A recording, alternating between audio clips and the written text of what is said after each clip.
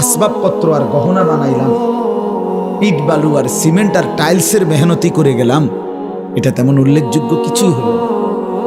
পরবর্তী আপনার ইন্তেকালের পরে 20 বছরের ব্যবধানে একটা ফার্নিচারও আমনের ঘরে থাকতো থাকবে না।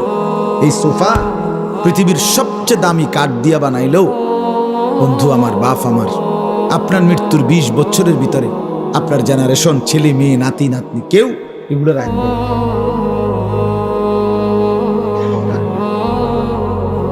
বলবে এগুলো এখন আর চলে না, এই ডিজাইনে ওনার চলে না, ফেলাও এগুলো। কেউ যদি বলে এরে পুত, এই বেটা, তোর আব্বারে আমি নিজে দেখছি রে, রৌদ্রের মধ্যে মেস্তুরির সামনে দাঁড়াই আসিল টাটকা রোদে, কি কষ্ট করে বানাইছে তোর আব্বা, নিজে থেকে তুই এত কষ্টের বানানো তোর বাবার জিনিস ফেলে দিস না। ছেলেটা বলবে না কাকা, কি কর, জিনিস চলে না, এটি লইয়া বইয়া থেকে লইব, ঠিক কিনা বলেন? এটা চলে না। এই সোফা এখন চলে না, তো এই খাট এখন চলে না, এগুলো এখন নিয়ে বসে থাকলে হবে না। তাহলে এই দুনিয়ার এই আসবাবপত্র বন্ধু বাপ, এগুলো চলে না, কিন্তু আল্লাহর কসম সেজদা চলতেই থাকবে, জিকির চলতেই থাকবে, আল্লাহর রাস্তার সাদাকা চলবে, রোজা চলবে, একেবারে জান্নাত পর্যন্ত আপনার হাতে ফেরত দিবে। আররাফাহা লাহুম আররাফাহা ইয়ারিফুনাহা, কোরআনে আছে, তাফসীরে লিখছে, আল্লাহ তাআলা জান্নাতের মধ্যে জান্নাতি বান্দাকে তার দুনিয়ার প্রত্যেকটা আমলের কোনটার বিনিময়ে কতটুকু দিছে নিয়ামত জান্নাতে, এটা আলাদা আলাদা দাগ নম্বর, খতিয়ান নম্বর, বিএস নম্বর, সিএস নম্বর, আরএস নম্বরের মতো মিলাইয়া দিব। এ বলে দিবে 5ই মার্চ 2024 রোজ মঙ্গলবার 10:47 সময় ফেরেশতা বলে, আপনি যে একবার সুবহানাল্লাহ পড়ছিলেন, এই সুবহানাল্লাহর বিনিময়ে আপনি জান্নাতের এইটুকু নিয়ামত পাইছেন, বুঝে নেন। এইটা আবার আলাদা দিব, এই যে অঙ্কারটা, অন্য আরেকটা সুবহানাল্লাহ কইছেন, এই প্যাকেট আলাদা। আররাফাহা লাহুম ইয়ারিফুনা, সে চিনবে কোন নিয়ামতের পুরস্কার, ফজরের কোনটা, জোহরের কোনটা, আসরের কোনটা, মাগরিবের কোনটা, ইশার কোনটা, শনিবারের কোনটা, রবিবারের কোনটা। হ্যাঁ, আমরা তো বেকুব না মিয়া, বেকুব দেখে নামাজ পড়ি, ব্যাপারটা এমন না। ওলামায়ে কেরাম বেকুব মনে করেন নাম নেই, যে বেকুবের কারণে আবার 8-10 টেল হইয়া বইয়া রইছে, বেকুবের কারণে। সিটারি কেমনে করণ লাগে এটা সবাই বুঝে, বাটপারি কেমনে করতে হয় এটা না বুঝার কি আছে, আরেক সিটারের লগে সপ্তাহখানিক থাকলেই তো এটা বুঝন যায়, না বুঝার কি আছে, কি হুজুর কর না। তে বেটা 3টা কমলা ফাঁসা দিয়া কেমনে ডজন মিলায়, এটা লেগে বুঝি ঢাকা ইউনিভার্সিটি ডিগ্রি লাগে, এই বাটফরের লগে থাকলেই তো। ওজনে কেমনে কম দেয়, এটার জন্য কুমিল্লা বিক্রি কলেজ থেকে অনার্স লাগবে, এই সিটারের লগে থাকলেই তো। দোস্ত কোন ফাঁকি দিয়ে কমটা দেন, হেঁটে করবো 3টা দিন তুই শুধু খেয়াল করবি কেমন হয় যে কাস্টমার ঠকায়, এরপরে তুইও পারবি, এটা তো ঠিকই, তো সবাই তো পারবে। দুনিয়া না বুঝার কি আছে বলেন বাপ? ওলামায়ে কেরাম বলেন, দিনদার বলেন, হালাল উপার্জনকারী বলেন, আল্লাহর কসম আখিরাতকে ভয় করে, পরকালের ফিকির করে, মালিকের সামনে দাঁড়ানোর ফিকির করে বলে বরং আপনার চাইতে কোটি গুণ বেশি চালাক, বুদ্ধিমান। কারণ দুনিয়া লুবি, হারামখোর, সুদখোর, ঘুষখোর, দুর্নীতিবাজ, অবৈধ উপার্জনকারী, চরিত্রহীন মানুষ, সে তার লাভ লোকসান সবটাই হিসাব করে দুনিয়া নিয়া। এক ইমানদার, তার পরিকল্পনা আরো সামনে, তার টার্গেট আরো সামনে, তার বুদ্ধি বিবেচনা আরো সামনে, সে টার্গেট করে জান্নাত পর্যন্ত। সে বুঝে আমি এখানে থামলে হবে না, আমাকে কবরে যেতে হবে, আমি কবরে থামলে হবে না, আমাকে হাসরের মাঠে যেতে হবে, আমি হাসরের মাঠে থামলে হবে না, আমাকে মিজানের পাল্লার কাছে যেতে হবে, আমি মিজানের পাল্লায় থামলে হবে না, আমাকে ফুলসেরাতে যেতে হবে, আমি ফুলসেরাতে থামলে হবে না, আমাকে জান্নাতে ঢুকতে হবে। যেদিন জান্নাতে ঢুকবে সেদিন ইমানদার বলবে ওয়াকালুল হামদুলিল্লাহিল্লাযী আযহাবা আন্নাল হাযান। ইন্না রাব্বানা লাগাফুরুন শাকুর। আল্লাহ বলেন জান্নাতি জান্নাতে ঢুকে বলবে, আল্লাহ আপনার প্রশংসা, আজকে গিয়ে জিন্দেগীর সব পেরেশানি দূর হলো। وقالوا الحمد لله الذي أذهب عنا الحزن, চিন্তা সব দূর হয়ে গেল। وقالوا الحمد لله الذي صدقنا وعده وأورثنا الأرض نتبوأ من الجنة سبحان الله حيث نشاء। তৃপ্ত হবে সেদিন, জান্নাতে যাবে দিন। এজন্য টার্গেট তো জিন্দেগির, জীবনের টার্গেট তো ওই পর্যন্ত। এখানে থেমে গেলে হবে না যুবক ভাই, এখানে থামলে হবে না। শুধু এই নারীর পিছনে শেষ হলে হবে না বন্ধু, তোমাকে আরো সামনে যেতে হবে। শুধু এক নারী, এক মোবাইল, এক ছবি, এক নর্তকী, আল্লাহর কসম বন্ধু, এখানেই তোমার শেষ না, আরো যেতে হবে তোমাকে। তুমি চাইলেও যেতে হবে, না চাইলেও যেতে হবে। হাসরের ময়দানে তুমি দাঁড়াইতেই হবে, ফুলসিরাত তোমাকে পার হইতে হবে। তুমি না চাইলে ফেরেশতা তোমার ধাক্কাইয়া সামনে নিয়ে যা বেটা, ধাক্কাইতে ধাক্কাইতে জাহান্নামে ছুঁড়ে মারবে। ইয়াসলাহা মাদমুমান মাদহুরা, কোরআনে আল্লাহ বলছে জাহান্নামীকে বেইজ্জতি করে, লাঞ্ছিত করে, অপদস্থ করে এরপরে ধাক্কা দিতে দিতে জাহান্নামের দিকে ঠেলে নেওয়া। কোরআনুল কারীমে আছে ওয়ায়ুহশারু আদাউল্লাহি ইলান নার ফাহুম ইউজাউন।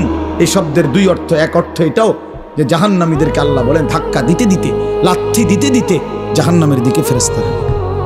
জাহান্নামী বলবে, দোস্ত ভদ্রচিত ভাবে হাঁটাইয়া নাও, লাথি উষ্টা দাও কা জামু তো আমি জাহান্নামেই জামু, এরকম শুরু করলে ফেরেশতা বলবে, দোস্ত সিস্টেমে লাথি হাঁটাইয়া নাও, সিস্টেম সিস্টেম না থাকলে করতেন সিস্টেম। অনেক অনেক আপনার ফাস্ট ফুডের দোকান, ওই যে এখানে বার্গার বুর্গার বেসে এগুলো আছে না, ফাস্ট ফুডের জিনিস, এর মধ্যে কোনো টুলে নাই বলুন, সিস্টেমে খারাপ। অনেক আপনি শহরে দেখি কোনো বসার কিছু নেই, সিস্টেমে হলে আমরা দাঁড়াই আর। আমি একবার বাংলাদেশের একটা 5 স্টার হোটেলে গেছিলাম, একবার বিশেষ একটা আলেমদের সেমিনার হয়েছিল। পরে ওই 5 স্টার হোটেলে গিয়ে খানার টাইমে খানার জন্য গেছি, যেখানে বড় রুম, ওইখানে কইল যে খানা কো, আমি কইলাম টেবিল কই, সাইডে দিয়ে শুধু কত দিয়ে ফুল আছে, আরে এরকম। আর ওইখানে যেখানে তারা খানা রেডি করে রাখছে, ওইখান থেকে গিয়া দাঁড়াইয়া কই তুইব, ওইখানে তারা দিলে ওই নিজে হাতে করে আইন না,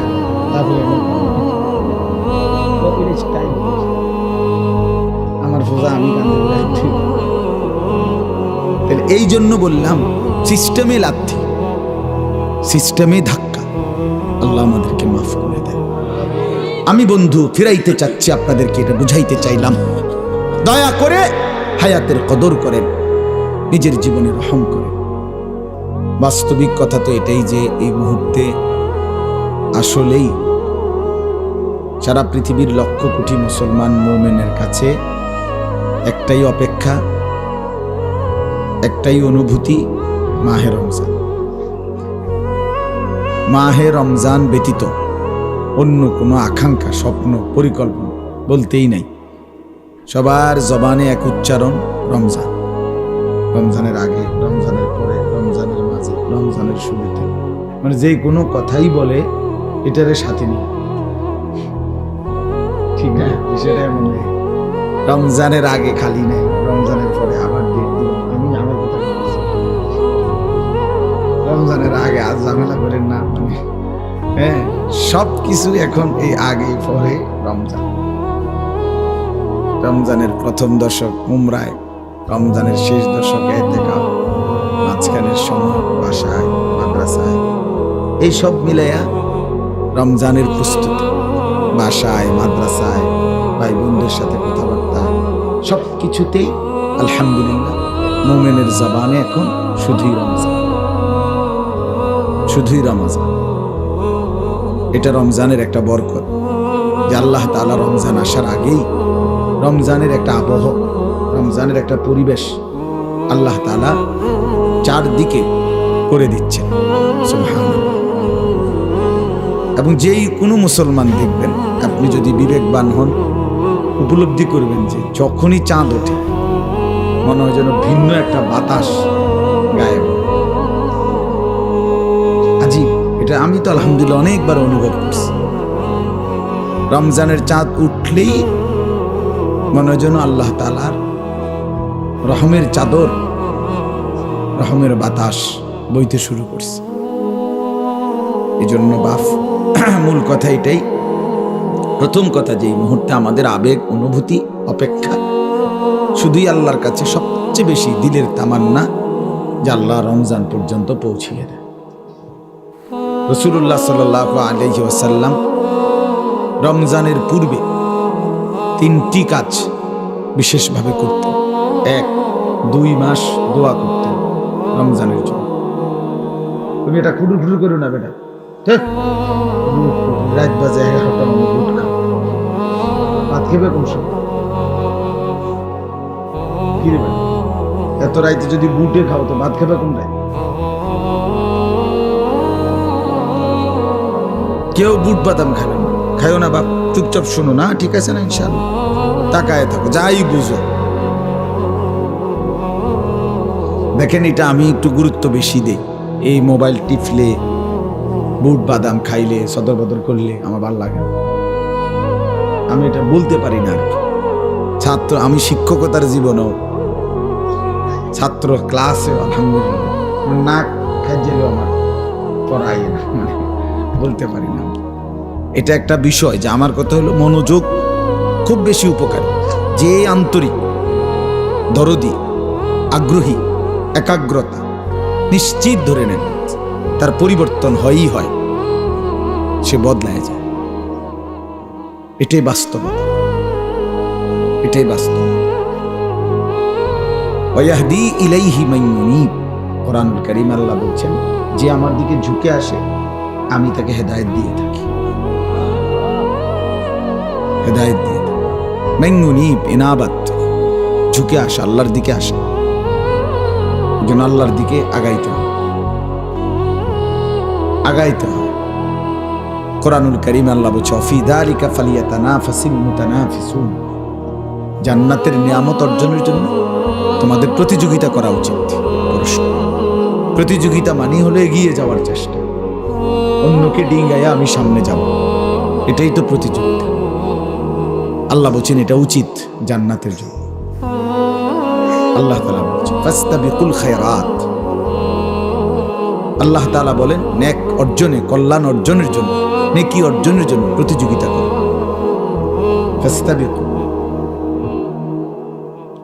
প্রতিযোগিতা করো। সূরা ইউসুফের মধ্যে আছে ইন্না নাস্তাবিকু, ভাইরা 10 ভাইরা বলছে আমরা দৌড়ের প্রতিযোগিতা করছি। তো প্রতিযোগিতা করো মানে এগিয়ে যাওয়ার চেষ্টা। এই জন্য সব সময় এটা খেয়াল, ছোট বড়, বিশেষ করে যুবক ভাই, মাঝ বয়সী, যেই বুঝেন এটা উচিত বাফ বুঝা। দিলের মধ্যে একটা প্রচন্ড আগ্রহ ছাড়া, উদ্দীপনা ছাড়া পৃথিবীতেও আখেরাতের লাইনেও, দুনিয়ার লাইনেও সফলতা আসে না। দুনিয়ার যত শিল্পপতি, পয়সাওয়ালা অথবা কোনো পদ পদবীর অধিকারী, সেও দিবা নিশি, বহু রাত, বহুদিন তার লাইনে তাকে অনেক বেশি মেহনত করতে হচ্ছে। সৎ অসৎ পরের কথা, মানে সফলতার জন্য মেহনত জরুরি, নিরবচ্ছিন্ন অধ্যবসায়, ধারাবাহিক মেহনত জরুরি।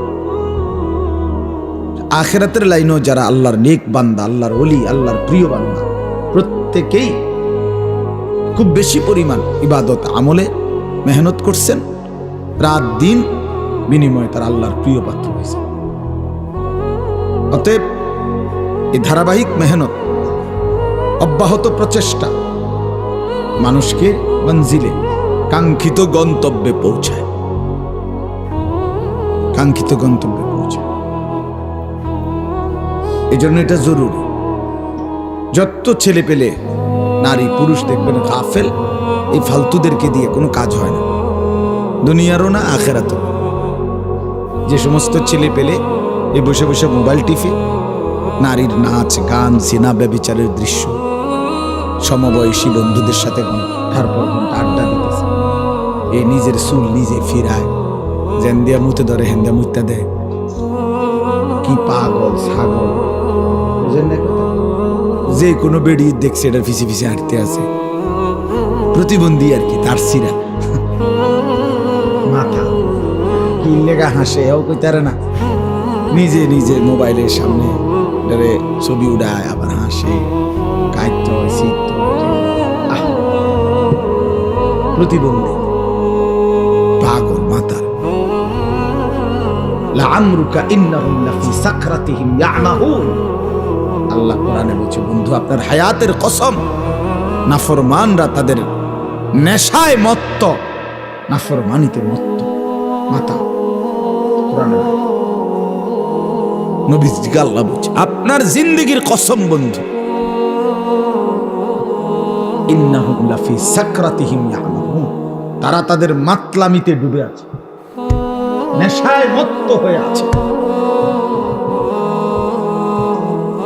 এজন্য আল্লাহ বলছে এরা মাতাল, এরা মাতাল, এরা নেশায় আছে, যাদের জীবনে কোনো ইবাদত নেই, বন্দেগী নেই, আত্মসম্মান আত্মপরিচয় নেই। কেন আসলাম, কোত্থেকে আসলাম, কে পাঠাইলো, কেন পাঠাইলো, করছিটা কি, উচিত কি, যাব কোথায়, ফিরবো কোথায়, কে জানে কোত্থেকে আসছি, কে জানে কেন আসছি। আফাহাসিবতুম আন্নামা খালাকনাকুম আবাসা, আল্লাহ জিজ্ঞেস করছে বান্দা কি ব্যাপার, তুমি কি এই ভেবেছ যে আমি আল্লাহ তোমাকে অনর্থক বানিয়েছি, কোনো উদ্দেশ্য নেই আমার? কেমনে ভাবলা বান্দা? 9 মাস মায়ের পেটে রেখে অন্ধকারের ভেতরে আমি তিল তিল করে নিজের হাতে যত্ন করে তোমাকে সাজিয়েছি।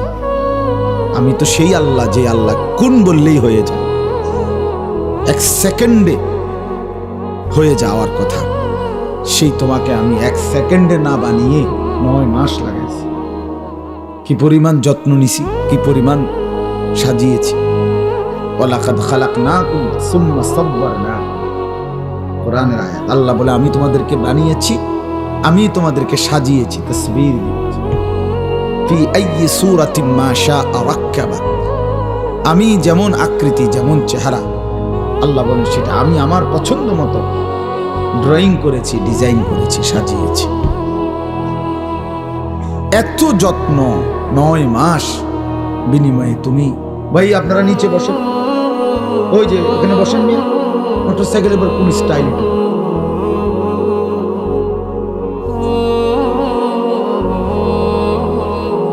তো আমি এটা সবসময় দায়িত্ব বোধ করি। আমার চোখের সামনে যতক্ষণ যে কয়জন, তাদের ব্যাপারে আমি আমার কাছে এটা আমানত। কথা বুঝছেন না? নজরের বাহিরে যে তারে নিয়ে আমার কোন পেরেশানি নেই, চোখের সামনে যারা, তাদের সময় আমার কাছে আমানত। কাজে আমি এটাকে সর্বোচ্চ উত্তমভাবে ব্যয় করার চেষ্টা করা আমার দায়িত্ব, আমার জিম্মাদারি এটা। এই জন্য আমি খুব নজর রাখি ডানে বামে, খেয়াল চেষ্টা করি যে খামখেয়ালি কেউ না করে। তাইলে বাপ আল্লাহ তাআলা বললেন বান্দা তোমরা কি এই ভেবেছ আমি তোমাদেরকে অনর্থক বানিয়েছি? তো উত্তর দেন, উত্তর দেন না কেন? আল্লাহ জিজ্ঞেস করছে তো, বলেন না আপনাদের, আমরা সবাই উত্তর দেন যে আল্লাহ আপনাদেরকে জানতে চাচ্ছে যে আমার বান্দা তোমরা কি এই ভেবেছ আমি তোমাদেরকে অনর্থক বানিয়েছি? সবাই উত্তর দেন। যদি উত্তর দিয়ে থাকেন তো এবার আপনি আপনার হিসাব বলেন। সারাদিনে যারা 1 ওয়াক্ত নামাজ পড়েন নাই, ছেলেরা তোমরা যারা পড়ো নাই, তো বাপ তুমি বলো তোমাকে আল্লাহ তাআলা কি জন্য বানাইছে? সারাদিনে যারা দিবানিশি মোবাইলে নাচ গান উলঙ্গ ছবি দেখো, দোস্ত বলো তুমি অপদার্থকে, তুমি অসভ্যকে আল্লাহ কেন বানাইছে? তোমার সাথে জানোয়ারের তফাৎ কি? বলো ভাইয়া। গত 1 বছর ধরে যারা কোনোদিন খোদার 365 দিনে ফজরের নামাজ পড়লা না, তুমি বলো বন্ধু তোমার পরিচয় মানুষ কেন? কিভাবে তুমি মানুষ? কোন সূত্রে তুমি মানুষ? ভাত খাও দেখা তো জন্তু জানোয়ার খায় না, কথা কর না কেন? তুমি পেশাব পায়খানা করো দেখা মানুষ, তো জন্তু জানোয়ার পেশাব পায়খানা করে না।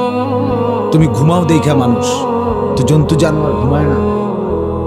তোমার যৌন চাহিদা, জৈবিক চাহিদা আছে এই জন্য মানুষ, তো জন্তু জানোয়ারের জৈবিক চাহিদা নাই। গরু ছাগলের ছাওয়া হয় না, কুকুর বিড়ালের বাচ্চা হয় না, তো কি সূত্রে তুমি মানুষ?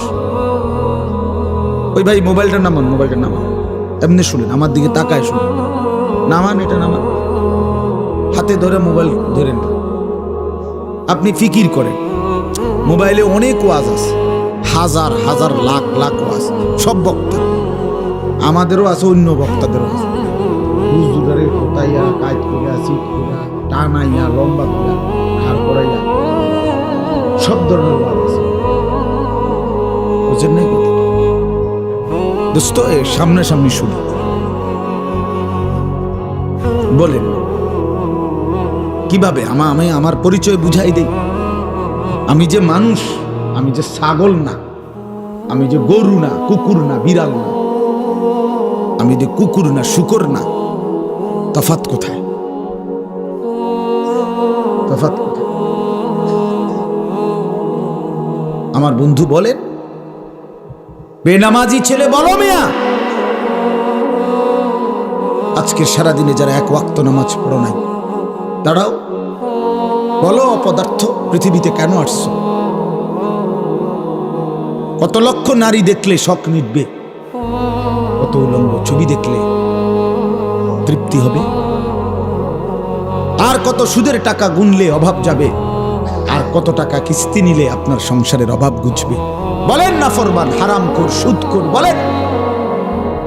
আর কত টাকা নিলে, আর কত টাকা টার্গেট? আরে না ফরমান, আর কয়দিন পরে অভাব যাবে? কোন হারামখোরের অভাব শেষ হয়েছে কোন দিন?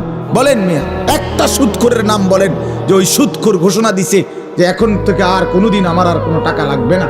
ওই ওই ওই হারামখোর কি?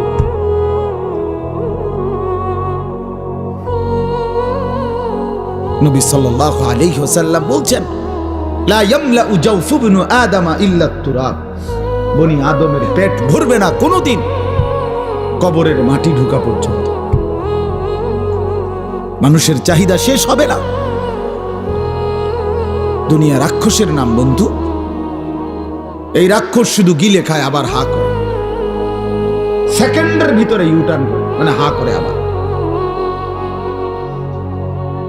দুনিয়া এক অতৃপ্ত, এই জন্য বাপ খামখেয়ালি করে উড়াই দিও না। ছেলেরা একজন আরেকজন হাসে উড়াই দিও। যদি মনে করো তোমার কর্তব্য মনে করাই দিলাম, তোমার নিজের পরিণতি পরিচয় তোমাকে তুলে ধরলাম, তবুও তোমার হাসি আসে, তো বাস্তবিক অর্থেই তুমি মানসিক ডাক্তার, পাগলের ডাক্তার দেখানো উচিত।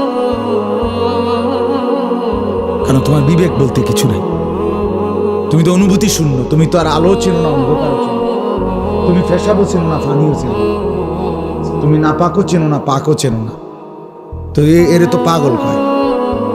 যে পাগল সে তো ফেসাবেও হাত দেয়, পানিতেও হাত দেয়, ঠিক না বলেন না? সে তো নিজে নিজে কখনো হাসে কখনো কাঁদে। আত্মপরিচয় অনেক বড় সম্পদ, নিজেকে চিনা দোস্ত আমার অনেক বড় নেয়ামত। আত্মসম্মান, আত্মমর্যাদা, নিজের একটা ওয়েট আছে, আমার একটা আত্মসম্মান আছে। আমি ফালতু না, আমি ফালতু মানুষের ছেলেও না, আমি ফালতু না, আমার একটা সুনির্দিষ্ট গন্তব্য আছে।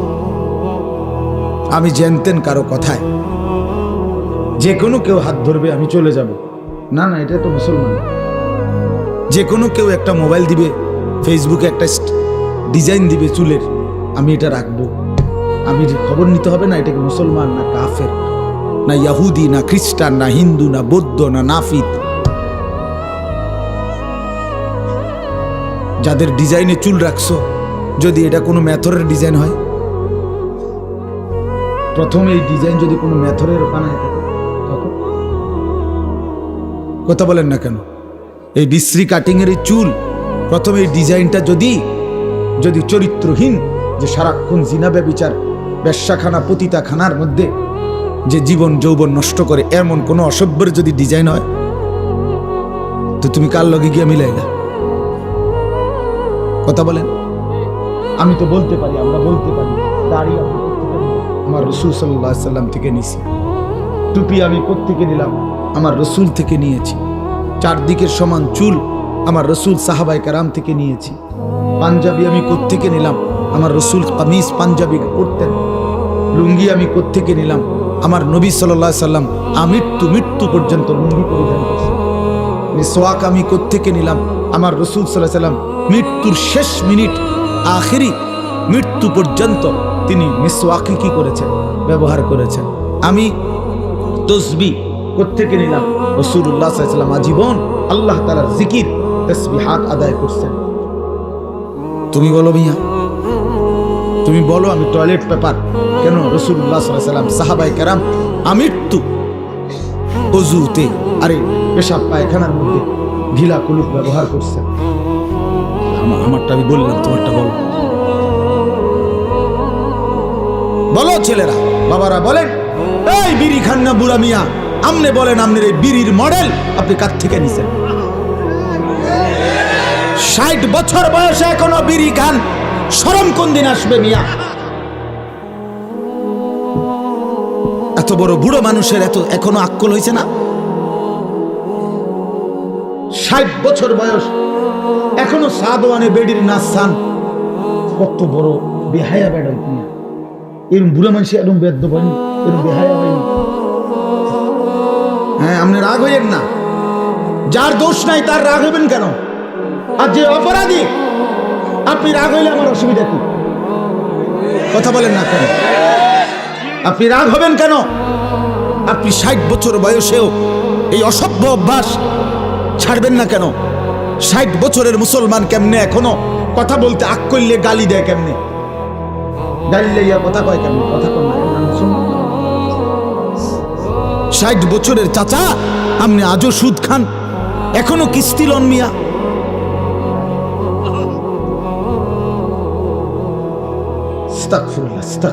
আজও সময় হয়নি